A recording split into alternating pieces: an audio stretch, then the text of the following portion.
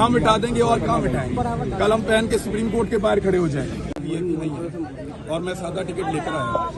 यहाँ पे पुलिस वालों ने मुझे देखा और पुलिस वालों ने मुझे रोका और पुलिस वालों ने कहा जी हम अपने एसपी को बुलाना चाहते हैं, हम देखते हैं कि सर किस वजह से रोका है? वो बता रहे हैं, उन्होंने कहा जी आप रुके, हम एसपी साहब को बुला रहे हैं। नहीं, ये जो अरशद शरीफ साहब के आप लोग लेके आए हुए हैं, ये पाकिस्तान क्रिकेट बोर्ड के आईन में है कि किसी किस्म का यार कोई भी इस तरह के नहीं ला सकते। बेटा पहले बात जी, मैं बात मुकम्मल कर दूं। जी, आप मेरा मौक़िफ़ सुनेंगे या खुद बोलेंगे?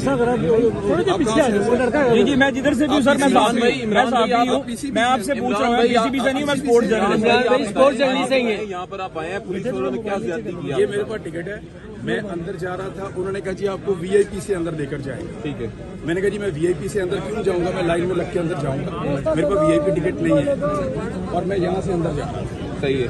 ये आए और इन्होंने आकर कहा कि आप अंदर नहीं जा सकते। यहाँ पे कुछ नौजवानों ने जो मेरे साथ आए हैं वो भी और